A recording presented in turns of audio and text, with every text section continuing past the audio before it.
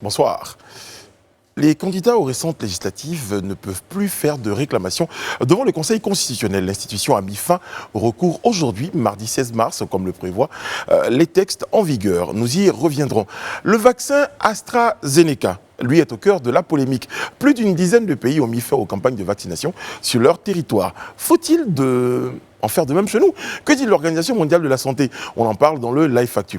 Et comme nous vous l'annoncions hier, la série de témoignages à la mémoire du Premier ministre Ahmed Bakayoko va se poursuivre tout au long de cette semaine. Et ce soir, le journaliste expert, consultant en stratégie de communication, Bamba Alex Suleiman, nous rejoindra sur le plateau pour parler des souvenirs qu'il garde de ce grand serviteur de l'État. Débats et analyses, décryptage de l'information, l'actualité comme vous l'avez toujours souhaité, c'est dans le Live Talk. Bienvenue.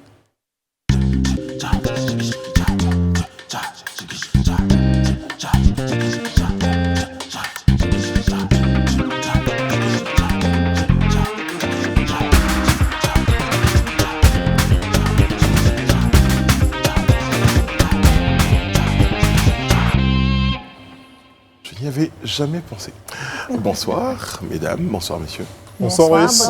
Tu veux retourner à la bibliothèque? Oui, j'ai une bibliothèque là, donc de temps en temps, je parcourais certains ouvrages, et je crois que j'en fais en plus. Il y en a un qui s'appelle Tic Tac et Détective. Ça a l'air intéressant. Votre sourire en dit long. Bonsoir, Madame Bleu, comment allez-vous? Très bien, Brice, et toi-même? Ça va très très bien. Madame Diallo. Oui, bonsoir, Content de Brice. vous retrouver. Moi aussi, contente de vous retrouver. Très bien. Rihanna Assi, Bonsoir, notre petite Brice. fourmi. Comment Toujours ça va? là, ça va. Très bien, toujours aussi... Je vais utiliser un terme. Toujours aussi piquante. Très bien. Monsieur Kouachi, Oui. comment ça va? Très bien, merci à vous. Très très bien, merci. Alors on va tout de suite partir pour notre petite info, de notre petite fourmi. Pour nous parler de quoi On va parler de cybercriminalité, mais c'est une histoire plutôt étonnante parce que c'est un Indien qui a témoigné qu'il a dû payer plus d'1 million d'euros, donc 100 millions de roupies, à des pirates informatiques qui menaçaient de divulguer des photos obscènes de lui. Alors comment est-ce qu'ils obtiennent ces photos? Ces hackers avaient piraté sa boîte mail, ils avaient changé le mot de passe et le numéro de téléphone qui était lié à ce compte. La victime ignorait d'abord les menaces qu'il lui faisait au début, et puis jusqu'à ce que ça commence à devenir de plus en plus récurrent et qu'on commence à appeler à son domicile. Il avait même l'impression que ces hackers le suivaient parce qu'il savait ses moindres faits et gestes. Donc il fait appel à la police qui fait une enquête et qui à la suite de cette enquête découvre qu'en réalité, ces hackers, c'était juste son fils de 11 ans qui lui a escroqué 1 million d'euros. Donc l'élève en classe de CM2 a affirmé devant la police, a dit avoir appris le hacking en classe et avec des tutoriels sur YouTube. Voilà. Et il a mis en pratique ce qu'il a appris sur son Il a papa. mis en pratique ce qu'il a appris sur son papa que et il a empoché 1 million d'euros. En tout cas, là, Le père il a a récupéré récupéré l'argent, forcément. bon, Ouais. ça on C'est attend quand de il a voir, acheté un mais million il a d'euros. sanctionné, Un il a million dû d'euros, on ne récupérer sait l'argent. jamais. Il a pu acheter 1 million d'euros de bonbons. C'est En ce tout qui cas, veut là, dire- il ce faut qui veut savoir dire qu'il avait un compte que bancaire, l'affaire alors. est ouverte à la justice et Oui. on attend encore d'avoir. C'est tout récent, là, ça s'est passé il y a quelques jours. On attend d'avoir la Et suite. ce qui veut dire qu'il a eu un compte bancaire pour que le père puisse faire le C'est transfert. un hacker. Quelqu'un qui est Donc capable il a de mis en hacker, place tout ce qu'il fallait. S'il a pu pirater le mail de son père, changer les mots de passe, changer le numéro qui était lié, je pense qu'il pouvoir a- appeler, oui. parce que quand on appelle, ça veut dire qu'il a dû Mais après, changer faut la comprendre, voix. Les préoccupations de Madame Bleu sont légitimes. Je pense que Parce que où l'argent a transité pour un enfant elle pense à Elle ça. pense de 10 1 ans, million d'euros, de 10 presque ans, 605. Oui, De exact. 11 ans. De 11 ans. 11 ans. Mais je pense que déjà, le père a la possibilité pour ses prochains stages en 3e de l'envoyer soit dans une entreprise comme Microsoft ou bien de proposer à Google. clairement. Parce que Google recrute ce genre de profil. En tout cas, assez c'est- Il ne faut fort. surtout un pas qu'il tombe talent. sur quelques brouteurs de Marcoli. Ah non, absolument C'est pas. la Non, je pense mauvaise qu'il voie. il est au-delà de tout ça. Non, mais Vous avez des garçons. Oui, j'ai 2 garçons. Donc, Madame on Diallo. comprend l'inquiétude. 13 ans. J'ai 8 2 ans, garçons également, mais une Et fille qui sont très techy. entre 11 et 12 ans. Et ça, je veux dire, j'imagine ma fille faire un truc pareil, c'est énorme. En tout cas, moi, ce que j'allais dire, c'est qu'il faut faire très attention. Il faut vérifier ce que les enfants font sur Internet parce que maintenant, tout est ouvert. Et puis, Moi j'en ai 2. on n'en sait jamais Celui trop. de 6 ans, il a réussi à m'expliquer qu'on peut passer de sa tablette ou son téléphone à la télévision. Donc il balance des images comme ça. Futur hacker. Donc je crois que je vais lui parler ce soir. Il faut qu'on ait une conversation. On va démarrer avec notre tour traditionnel de l'information. Voici le Live Actu.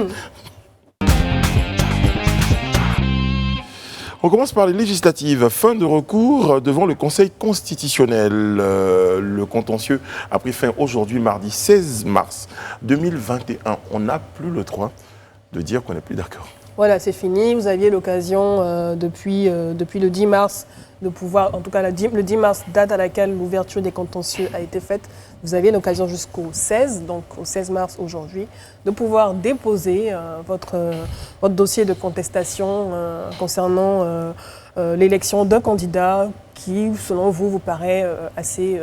on va dire litigieuse. Donc c'est fini.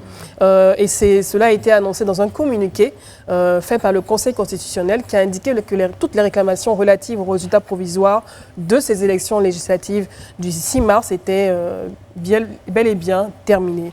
Donc passé ce délai, plus aucune réclamation ne sera reçu par le Conseil constitutionnel.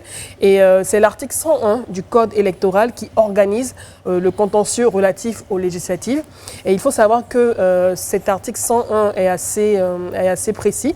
Il dit « Le droit de contester une élection à l'Assemblée nationale dans une circonscription électorale donnée appartient à tout candidat ou à toute liste de candidats de la dite circonscription, à tout parti ou groupement politique ayant présenté une candidature dans le délai de 5 jours à compter de la date de proclamation solennelle des résultats provisoires faite par la commission chargée des élections. Donc, qu'on soit candidat, qu'on soit un groupement politique, qu'on soit un parti politique, on a la possibilité de faire cette réclamation dans le délai imparti par le Conseil constitutionnel. Et le dit Conseil constitutionnel statue par décision motivée dans un délai de 30 jours, donc à compter de sa saisine, donc par les différents requérants. Et le Conseil constitutionnel notifie sa décision motivée à la commission chargée donc des élections, qui établit ensuite la liste des députés qui sont élus.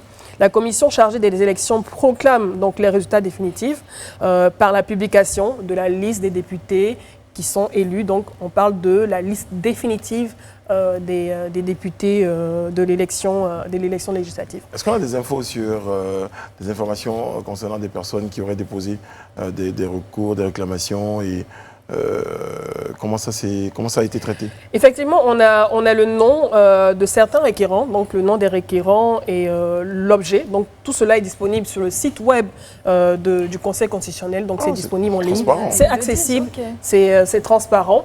Donc on a par exemple, parmi les requérants, on a messieurs Fofana Siandou et Yeo Fosier, candidats de la circonscription électorale de Port-Boué. Donc, qui contestent l'élection de messieurs Emou Aka Georges, Sylvestre et Adja Alain François.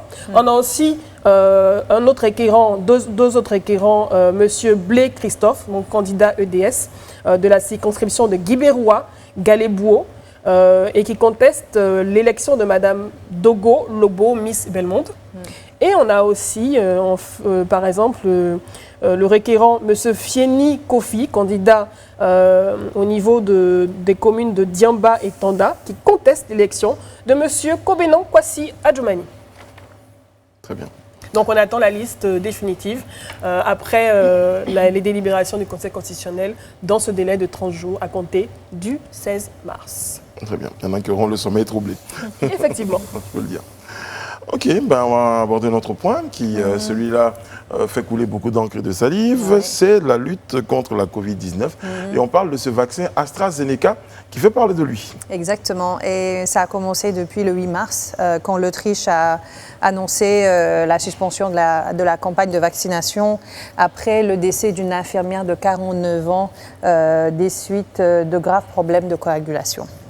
Donc après, s'en est suivi une vague d'autres suspensions et de manière exhaustive entre le 8 et ce mardi 16 mars 2021. Donc aujourd'hui, on a l'Estonie, la Lettonie, Lituanie, Luxembourg, Danemark, Islande, Norvège, Pays-Bas, Irlande, Espagne, Italie, Allemagne. Et les dernières suspensions en date, c'est la Suède et la France. Et voilà, il est reproché à ce vaccin de potentiel. Mais le Congo, c'est vraiment. Ils ont reporté. Ils n'ont pas encore commencé la campagne de vaccination. Allez, il est reproché à ce vaccin de potentiels effets secondaires comme justement le caillot de sang, ce qu'on appelle thrombose, je crois, chez les sujets adultes qui sont vaccinés. Et en dehors de l'Europe, on a en Asie la Thaïlande et justement en Afrique, on a la RDC qui ont tous les deux de reporter carrément cette campagne de vaccination-là. Alors, de l'autre côté, nous avons le Premier ministre britannique Boris Johnson qui a fait une déclaration aujourd'hui qui est parue dans le Times pour dire, je cite, que le vaccin AstraZeneca est sûr et marche extrêmement bien. Et il dit aussi que c'est relativement facile à distribuer. Et le groupe pharmaceutique en question qui est pointé du doigt aujourd'hui a lui affirmé qu'il n'y aurait aucune preuve de risque aggravé de l'utilisation de ce vaccin-là, notamment cette affaire de cocaïne de sang. L'OMS de son Justement, côté... je vais vous poser la question, que dit l'OMS L'OMS dit qu'il n'y a pas de raison de ne pas utiliser ce vaccin. C'est ce que l'OMS dit. Et donc, néanmoins, il y a une rencontre des experts de l'OMS, justement, qui s'est tenue aujourd'hui, qui va examiner encore une fois la sûreté de ce vaccin AstraZeneca.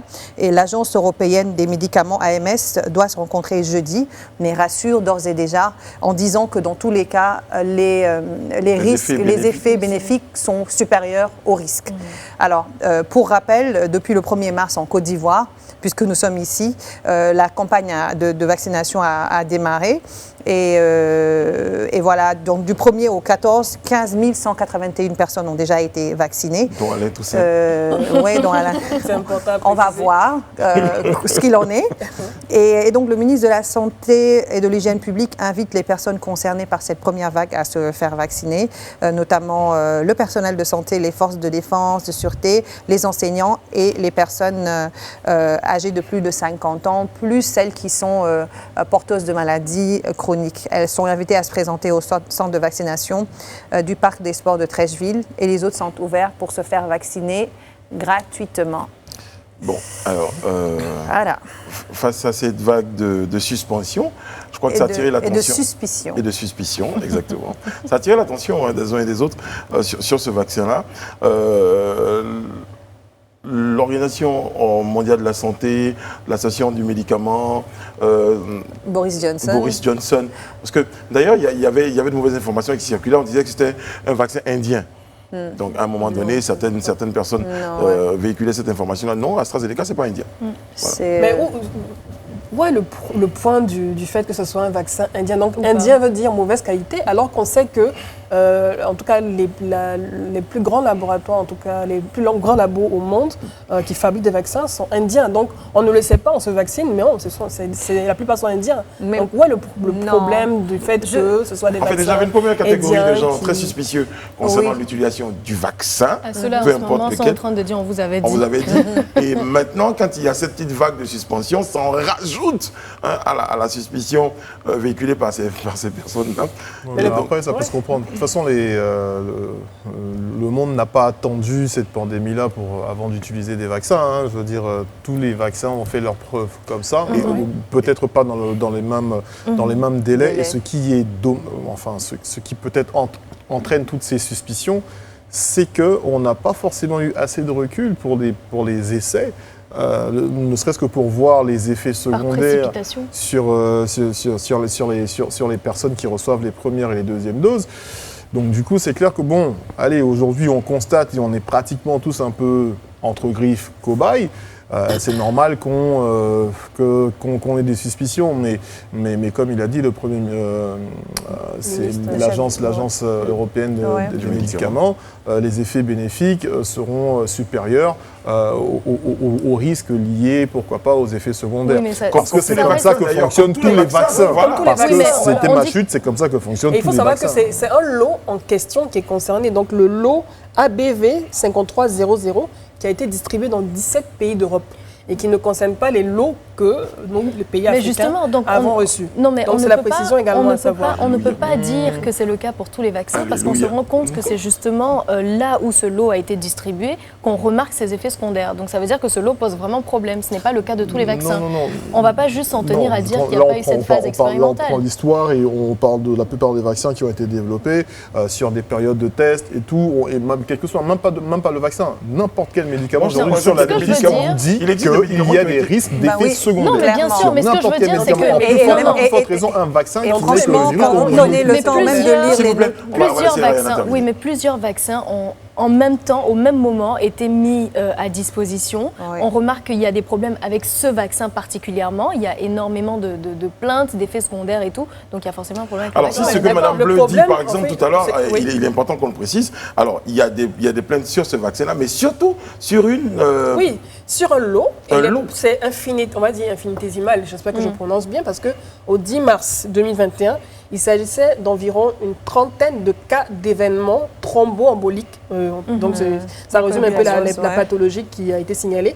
Donc qui a été signalée parmi près de 5 millions de personnes vaccinées. Donc une trentaine de cas répartis dans 17 pays, en tout cas dans certains pays d'Europe, sur une population de 5 5 millions millions de personnes vaccinées. Donc, on a parlé de médicaments avec des effets secondaires, on connaît des médicaments qui ont des effets secondaires, je pense, encore varient plus d'une gravissimes, personne qui à varient l'autre d'une aussi, personne en à plus, l'autre, déjà. selon les cas aussi Selon de les maladies, de d'antécédents médicaux de la de personne, constitution de génétique. constitution Et génétique, même- il y a tout ça Et qui même de rentre en ligne compte. contre-indications. Exactement. Après, c'est Ouais. normal de prendre des précautions. Exactement. On l'a vu, l'Afrique du Sud, ils ont pris des précautions, ils ont fait une contre-analyse, une contre-étude au niveau de leurs instituts de recherche. Dieu merci, ils sont bien équipés en instituts de recherche. Ils ont fait une contre-analyse, ils se sont rendus compte que AstraZeneca n'était pas efficace pour le variant sud-africain. Moi, ce que je dénonce, c'est important. peut-être, moi, ce Oui. que je dénonce, c'est peut-être la réaction de l'OMS et notamment du Premier ministre britannique qui vous disent tout de suite, ça fonctionne bien.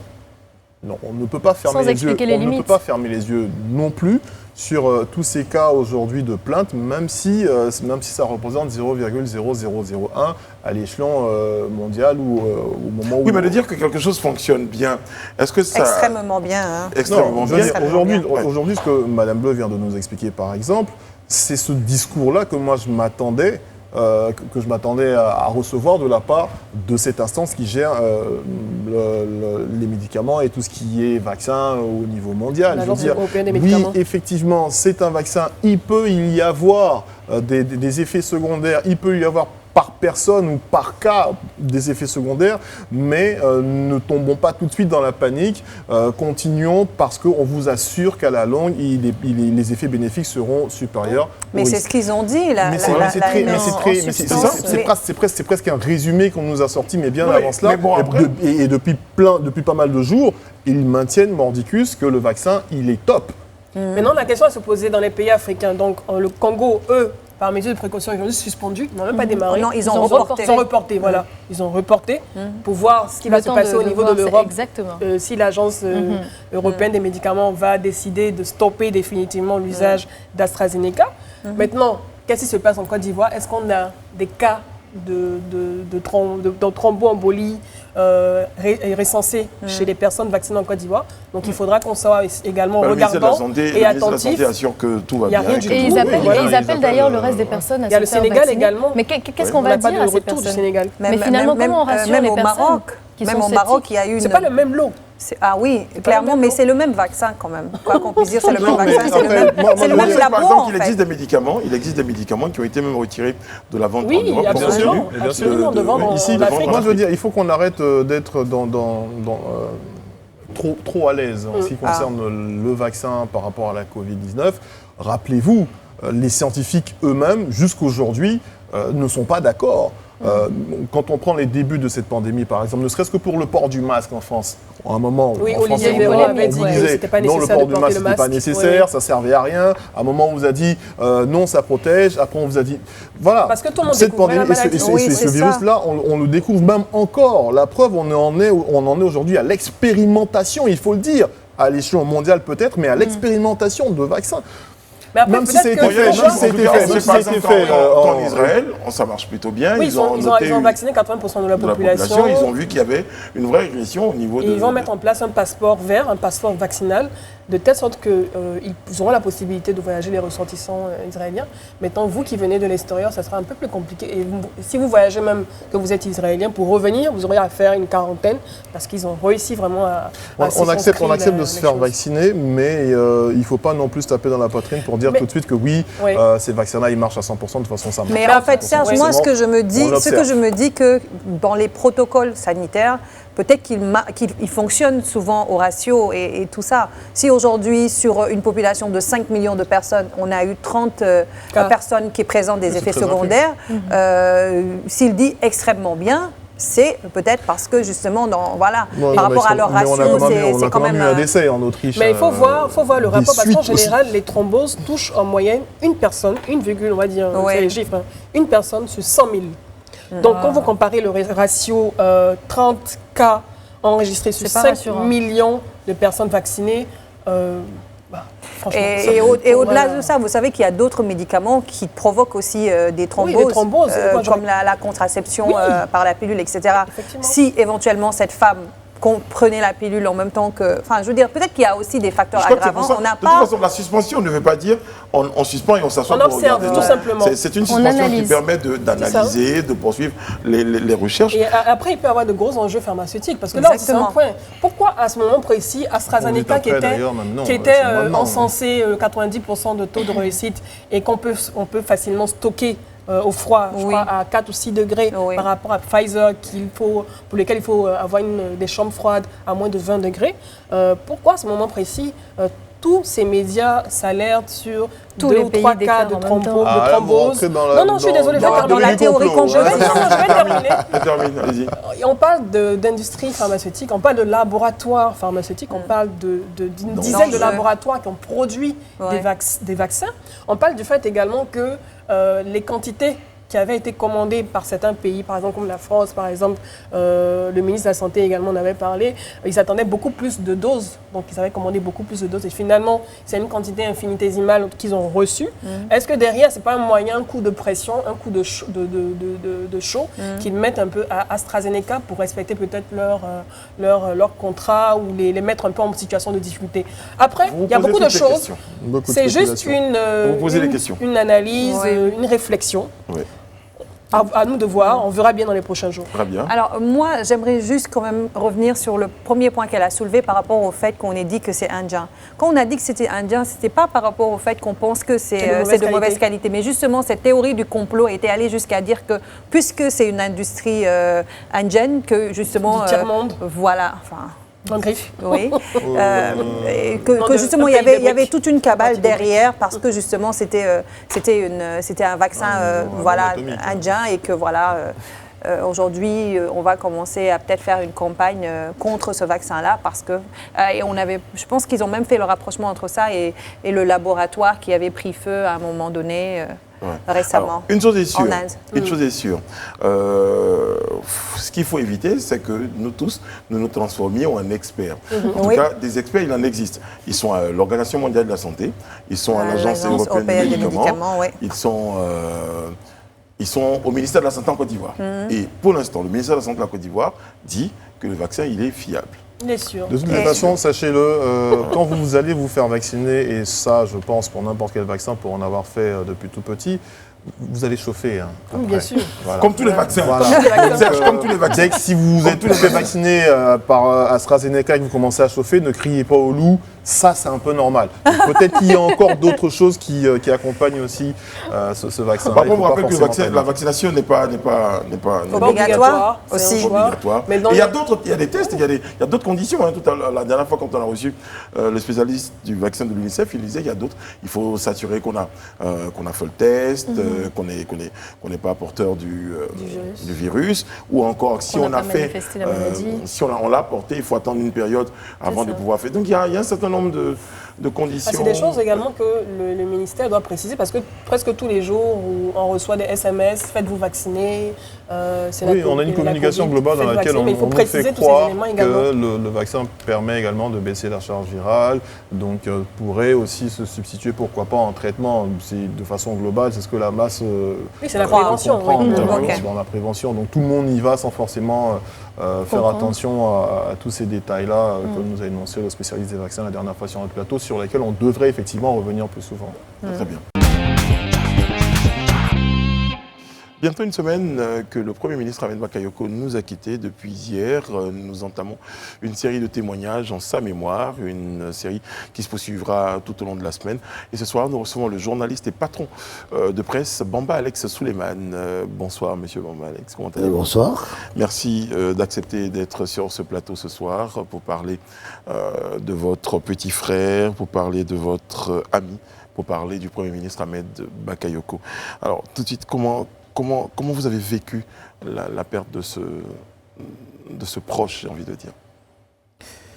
Je voudrais d'abord vous remercier pour l'occasion que vous offrez à ma modeste personne de pouvoir porter témoignage avec vos collaboratrices dont le charme le dispute au brio qui permet aux Ivoiriens d'être très souvent en contact direct avec ce que vous faites ici dans cette maison. Merci beaucoup. Il va de soi que c'est quasiment, j'allais dire, un séisme politique de façon, j'allais dire, générale et singulièrement, c'est comme si un coup-péré m'était tombé là-dessus et au-delà de ma modeste personne, la grande famille que nous constituons et qui n'est pas visible à l'œil, que le peuple ne voit pas généralement.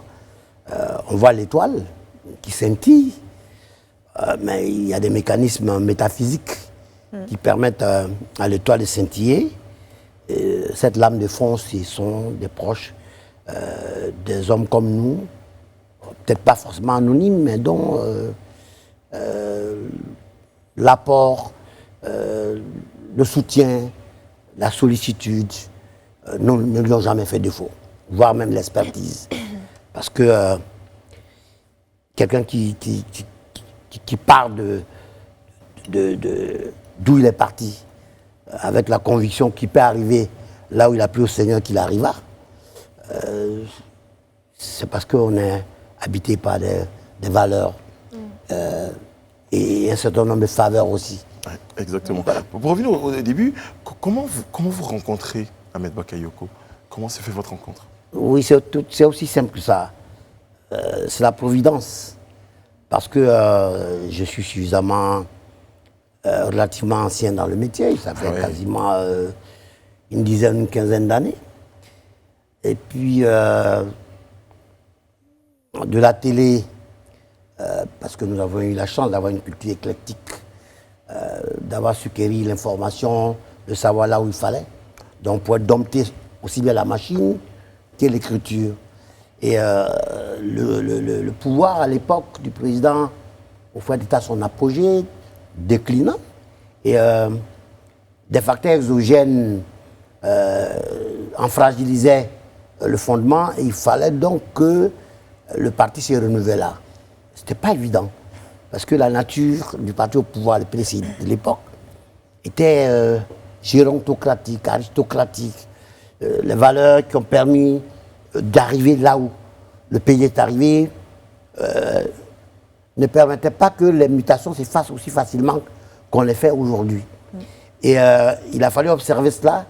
Et quand le printemps se déclenche en Europe, que le mur de Berlin s'effondre, c'est pratiquement le monde, un pan important du monde entier qui s'écroule. Et j'allais dire, les piliers auquel était adossé le président Faubagny, sa statue, son brio, son équation personnelle, sa légitimité historique, ont fondu un peu comme beurre au soleil.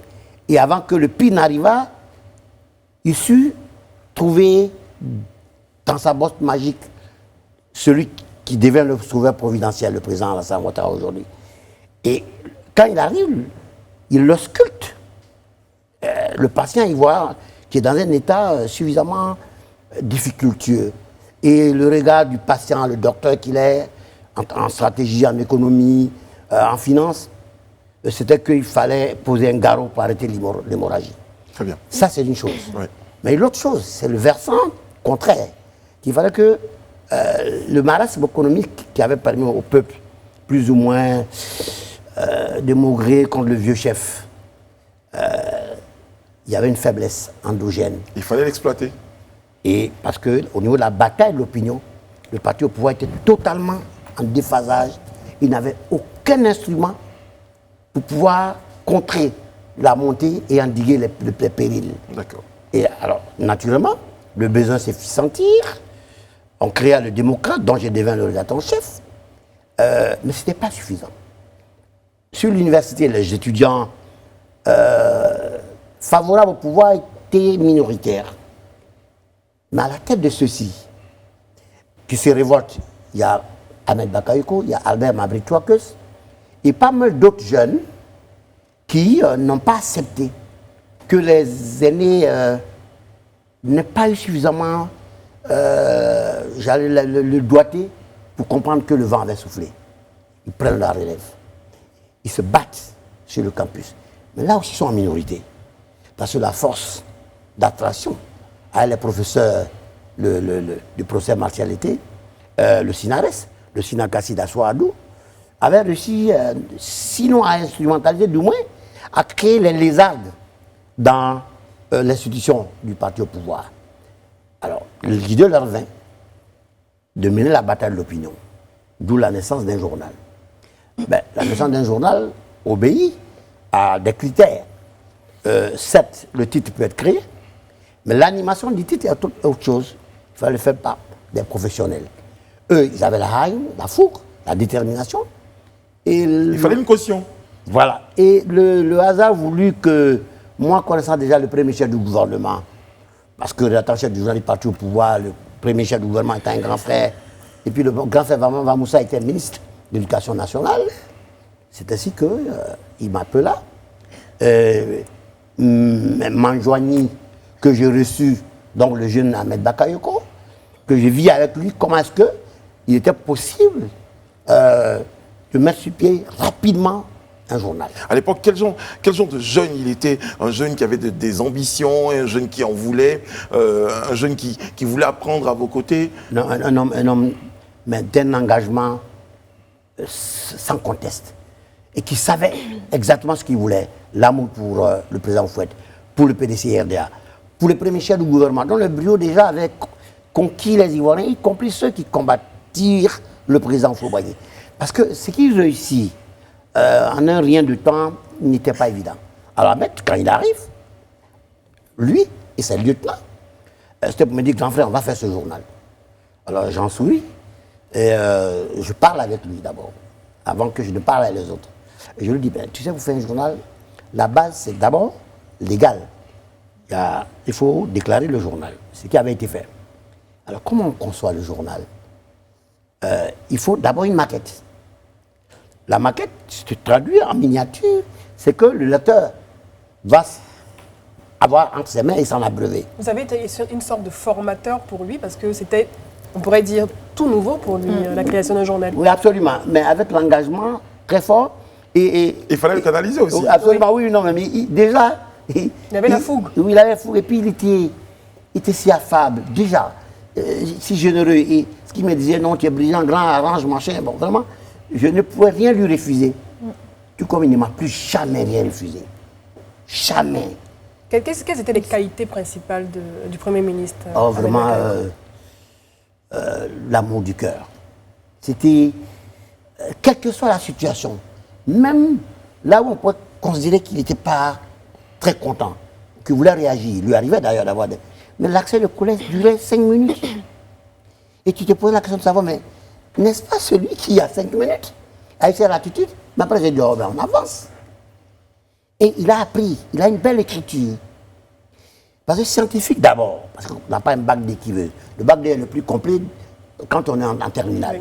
Oui. Et quand on l'obtenait ici à Notre-Dame d'Afrique, c'est un label à l'époque, Notre-Dame d'Afrique, comme établissement de référence en Côte d'Ivoire. Qui est tout jeune, il prend le train, il va à Ouagadougou. Il va à la faculté de médecine, il fait maths-spé, maths-sup. Et puis bon, il est président des élèves étudiants, là-bas. Ça vous donne déjà la perception de ce qu'il a une vision. Il était déjà un leader né, voilà. Parce que déjà à la tête d'un groupement d'étudiants. Exactement. Il s'avait rassemblé autour de lui. Absolument. Et il incarnait déjà le prototype du leader qu'il est devenu. Mais non sans en avoir payé le tribut à des moments donnés, parce que rien ne s'obtient facilement. Pas plus qu'ici que nous sommes en train de discuter. Je vois des postes d'Edith Brou, d'un brio que je n'ai découvert que lorsque je la vis ici. C'est pareil pour elle. Je ne suis pas en rêver de voir de jeunes filles qui aujourd'hui ont donné un sens au combat que nous avons mené. Et que Life TV aujourd'hui est un reflet de la société en mutation. Et qui permet de voir une dame aussi brillante, portée sans qu'un rien, cela l'interpella. C'est une avancée formidable dans une société qui a fait sa mue. Et ça, Ahmed était dans cette logique. Une logique de conviction forte, de réussite totale, d'engagement. Oui. Alors justement, il y a deux générations. Alors, avant de vous... Allez-y, Rabia. Je sens que vous avez... finis. Alors, ce que je ne vais pas prêter à dire, c'est que vous avez deux générations. Vous avez Bamba, Lex Souleymane, caution morale, intellectuelle, vous avez le jeune. Et comment justement va se faire votre collaboration de maître à élève, parce que dans tous les cas, vous êtes collaborateur, vous êtes le directeur de publication du Patriote à l'époque, c'est cela? Non. Je suis le rédacteur chef du journal du Parti au Rédacteur-chef pouvoir. Du Parti au pouvoir. Nommé par le président Fauboigny. Voilà. J'avais à peine 30 ans. Voilà. Bon, donc à l'époque, lui, il en avait un peu moins. Et quel genre de rapport vous aviez à l'époque? Alors, des rapports aussi, c'est sentimentaux tout simplement. C'est devenu des rapports sentimentaux qui ont transcendé le caractère technique scientifique qui aurait pu être de maître à élève. Et ça, et puis après, la première villa qu'il habite, c'est à la Cité des Arts. Et c'est dans mon appartement à la Cité des Arts que donc, j'ai pu dire, se développa. Après la naissance du bébé à l'hôpital, il vient à la maison, 2 ou 3 jours après. Aujourd'hui, c'est quasiment même 24 heures après. C'est pratiquement comme ça qu'il faut voir comment est-ce que nous avons fonctionné. Kassa. C'était plutôt fraternel. Oui, Kassa, Anatole, Métis Sendou après. Il y a David, Théodore Niamien, Douagouri, qui est actuellement son chef de cabinet à la primature, déjà avec le premier chef du gouvernement Gon, père son âme. Et puis, Anatole est encore là. Et toute une kyrielle de jeunes qui sont issus directement de l'université. Alors, ma tâche s'en est trouvée suffisamment aisée du point de vue de la matière intellectuelle, mais pas la matière scientifique. Parce qu'il ne faut pas confondre l'écriture, lorsque nous sommes à l'université, que le fait d'agir sur la société, les hommes qui font la société. Très bien. Oui, je vous en prie. Alors, moi, j'ai bien envie qu'on revienne sur le parcours de Ahmed Coulibaly, Oui, Ahmed Bakayoko, pardon, en sachant qu'il est né à Adjamé, un quartier modeste, et qu'il est issu également d'une famille modeste, et qui s'est retrouvé Premier ministre. Quelles ont été, selon vous, les valeurs et les principes qui l'ont propulsé aussi loin? Ça, c'est essentiel, c'est important à comprendre. Parce qu'on ne peut pas réussir ce qu'il a réussi. Parce que personne n'a le monopole du cœur. Et lui, fondamentalement, il aurait été un homme de foi, qui a cru en son destin. Et qui a pensé qu'ayant cru en son destin, il l'assuma. Il l'a assumé. Mais dans des conditions très très difficiles. Parce que de 1990, 91, 92, lorsque le journal a pris, et qui était pratiquement le seul journal, en dépit du nôtre, mais qui avait une telle force de frappe par rapport à la presse, qui avait mis en difficulté le président Fouad. Il y avait d'autres journaux d'opposition aussi à cette Oui, période. vous imaginez. Et ce jeune homme qui avait tant d'amour pour le président Fouad, et qui a fini par être, j'allais dire, non seulement accepté, mais adulé par l'ensemble de la haute baronnie fouettienne. Qui comprit qu'on peut être tout jeune et puis comprendre le combat que les grands-pères ont mené. Il a bousculé les codes. Exactement. Et ça, au fur et à mesure qu'il avait donc des entrées, il avait autant d'informations de première main que même les journaux les plus classiques ne pouvait avoir. Et lorsqu'il faisait des spéciaux, et ça mettait en difficulté les opposants. Parce qu'avant d'être opposants, ils ont bénéficié des largesses de ceux qui sont au pouvoir et qui combattaient à l'époque. Et lorsqu'ils sortaient un dossier, ils étaient en difficulté. Et très rapidement, il est apparu comme un chef. Et ça n'a pas été donné. Ça, c'est parce qu'il en avait la conviction qu'il fallait bien qu'il fît ce que la conscience lui dictait. Et il me le disait, il m'appelait le grand Moulk. Moulk, c'est le roi Suleiman, Massa Suleiman. Tu sais, tu es tout pour moi, mais ça, tu vas me laisser écrire ça. Est-ce que vous avez une anecdote particulière qui vous marquera à jamais concernant le Premier ministre, Ahmed Bakayoko? Il y en a plusieurs parce que... La plus marquante, la plus forte. Oui, bon, je vais vous en donner 3. D'accord. La première anecdote, c'est d'abord l'acte de foi, qui traduit à ma famille, et il lui dit, dans des circonstances que vous ne pouvez pas imaginer, nous sommes en pleine crise post-électorale. Mon téléphone sonne chez lui, le golf, je suis chez moi. Parce que, bon, mes enfants, à l'époque, j'étais relativement jeune. Le plus âgé, je crois, il avait 7 ans, papa.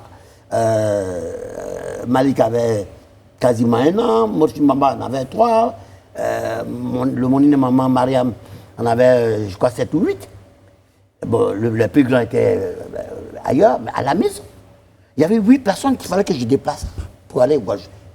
Déjà, à ce niveau-ci, il y avait un goulot de transhumance, juste à la hauteur où se trouve le siège de la télé. Alors ils y vivent, et puis Dieu merci. Tout se passe relativement bien parce que je n'ai pas de contentieux particulier avec quelqu'un. Et il me dit, bon, on a besoin d'alimenter TCI. Est-ce que tu ne peux pas voir? Donc je rentre dans mon réseau à Ouagadougou. Je rentre en contact avec le directeur général de la RTB, Pascal Yomboini Tomboino. Et puis, je savais dans le cartel de la haute sécurité ouagalaise, des hommes auxquels je m'en suis ouvert, ils ont pu donner certaines cassettes. Les premières images qui sont venues, qu'on a vues, des rapports avec le président Gbagbo à l'époque, le président Compaoré, etc., c'est de mon fait. Moi, je me suis arrangé que les cassettes puissent quitter Ouagadougou, mais lui s'est arrangé pour qu'il puisse entrer avec les cassettes à Abidjan ici. Très peu de personnes ne le savent. Et la deuxième anecdote? Alors, non, la fin, il appelle le soir. Quand il rentre en position, il dit à mon épouse, dis à ton mari ou grand frère, il peut dire partout dans le monde que si je suis devenu ce que je suis devenu, c'est lui d'abord, la porte d'entrée. Et puis tout le reste, c'est Dieu et le président Ouattara. Alors, mon épouse, même avant de venir ici, elle m'a dit, j'espère que tu vas dire ça pour qu'on sache. J'ai dit oui, mais le monde entier le sait. Mais je n'en ai tiré aucune gloriole. Parce que son destin était écrit dans le monde de l'invisible. Et qu'il était prévu qu'il devait ce qu'il est devenu. Là aussi, les hommes se mesurent en fonction des rapports qu'ils ont, soit en retrait, soit de façon, j'allais dire, simple. Parce que n'arrive à l'homme que ce que Dieu veut. Très bien. Moi, Vous entendez la deuxième anecdote, Léna? Moi, je suis très curieuse de savoir, vous parliez du journal tout à l'heure, quelle était l'idée et le projet de cet homme-là à ce moment précis? C'était de défendre le pouvoir et de se réaliser. Alors en défendant le pouvoir, il a fini par comprendre comment est-ce que on pouvait partir de là, pénétrer le cœur du pouvoir et se faire apprécier. C'est exactement ce qu'il est devenu. Et c'est le fils du président Alassane Ouattara, celui qui vous parle, est peut-être probablement celui qui peut le mieux traduire comme je le traduis, en parlant du président Ouattara, qui a assis peut-être une écoute qui me regarde. Moi, je suis le petit frère du président Ouattara. Mais lui, il est son fils. Et les combats, nous les menâmes. Et j'en ai mené des plus immémoriaux, lui aussi. Et dans des conditions mais que vous ne pouvez même pas imaginer. Mais chacun son destin. C'est cela. Et je suis meurtri, j'étais dévasté. Mais avant que la sentence ne tombât, je m'en étais déjà remis à Dieu. Parce que je dis, on ne peut pas tous les jours dire, on va avoir des informations, on ne va pas en avoir, ou on va bien, ou on ne va pas bien. Et c'est traumatisant, et ça m'a fatigué. J'imagine. Monsieur Mama Alex, tout à l'heure, vous parliez de votre rencontre, vous parliez des actions que vous avez menées avec Ahmed Bakayoko. Aujourd'hui, quel exemple vous pensez que cette jeunesse-là que nous représentons aujourd'hui pourrait tirer de l'exemple Ahmed Bakayoko? Alors, moi, je pense qu'en s'inspirant de son exemple, qui est un exemple qu'on peut enseigner dans les écoles, ne jamais désespérer de soi, ne jamais croire qu'on ne peut pas réussir ce que quelqu'un d'autre a réussi. Et avoir la foi en Dieu. L'acte de foi vous donne la force de tout réaliser. Même d'obtenir la tour de Babel. Parce que vous y investissez. Vous y investissez et même les plus crédules finissent par tomber en admiration devant votre opiniâtreté. Et le président Fouboigny disait que l'eau qui tombe goutte à goutte finit par percer le puits du rocher. Pourquoi? Mais parce que l'eau qui tombe à répétition, au même endroit, finit par laisser des traces par rapport à l'eau du robinet qu'on peut prendre et puis arroser le gazon. D'ailleurs, le proverbe dit Pierre qui roule n'amasse pas mousse. Ben, Pierre qui roule n'amasse pas mousse. Vérité, au-delà des Pyrénées, aurait peut-être en deçà, mais il n'empêche que la vérité historiale du président Fouboigny est vérifiable. Que l'eau qui tombe goutte à goutte, tous les jours, vous regardez, il tombe au même endroit, vous finissez par y trouver un tout. C'est la force de la nature. On se demande, mais comment est-ce possible? Ben, c'est une loi physique. Les professeurs de physique, chimie, etc., je n'en suis pas un expert, c'est vrai. Mais dans la perception de la mythologie existentielle que je connais, il y a des choses qui relèvent du monde de l'invisible. Un exemple de courage, de persévérance, de foi. Partout où il avait un challenge, il a relevé par son travail, par son... Et son engagement total avec sa gaieté et sa bonté de cœur. C'est-à-dire que... et pourtant, et c'est pour cela que j'ai beaucoup écouté beaucoup de chants, de pouvoirs, de personnes n'en ont retenu que ce qui aujourd'hui est apparu comme un monsieur affable, généreux, très généreux, qui a réussi, mais n'ont pas suivi le processus et les séquences dont certains ont été très difficiles. Il a été en prison en février 1994.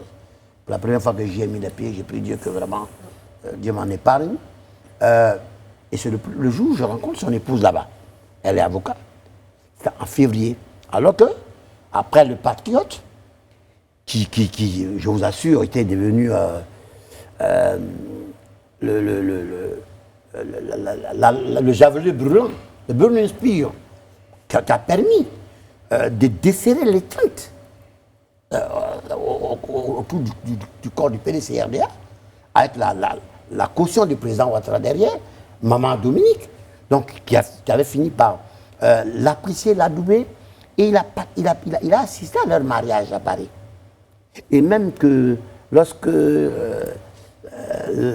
les festivités continuèrent, et que madame était sur le yacht, sur le fleuve à Paris, sur la Seine, il était de l'équiper.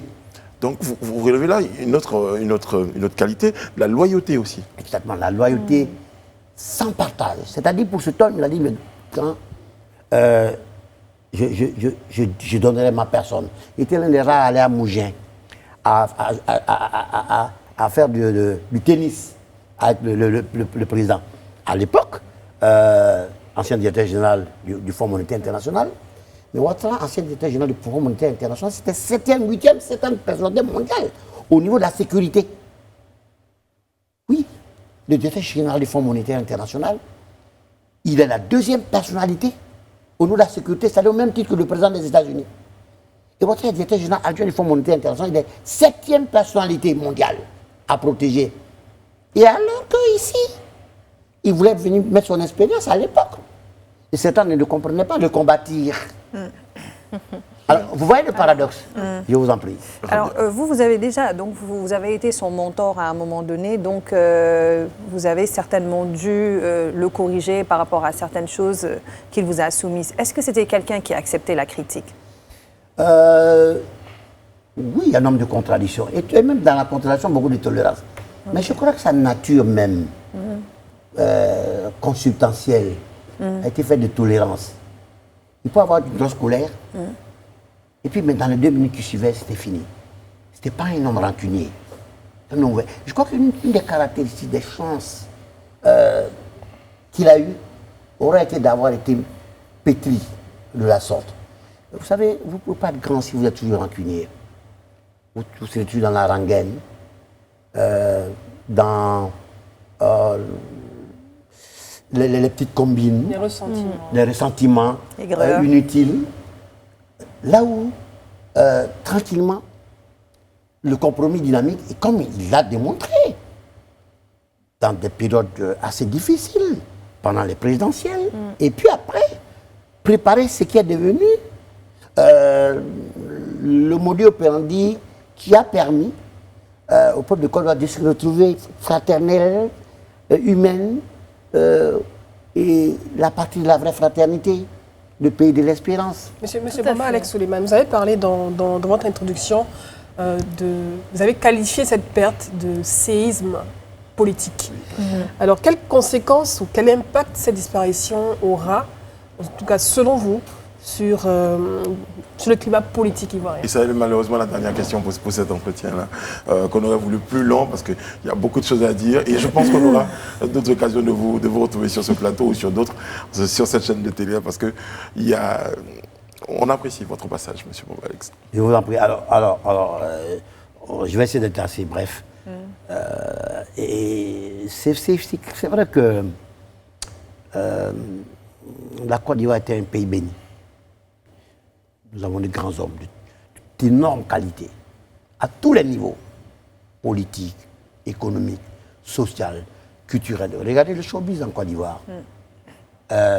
Ahmed a fini par être un aiguillon de ce showbiz. Parce qu'il a compris que beaucoup de jeunes faisaient de la musique, rien que pour faire de la musique, mais ne préparaient pas demain. Il les a amenés à comprendre qu'on peut faire de la musique, préparer demain et apparaître comme étant un symbole de réussite, comme Alpha Blondy, comme Tikenja. Et puis pas mal de jeunes du coupé décalé qui ont compris ça aussi, comme Mewe. La trilogie, Blondy, Mewe, Tiken, le trio qui porte les autres. Là, on parle de climat politique ivoirien. Oui, non, qui porte les autres. Alors, il a autant de qualités qui lui permettent donc de parler aussi bien avec les uns qu'avec les autres. Mais avec vraiment, j'allais dire, la tendresse du cœur.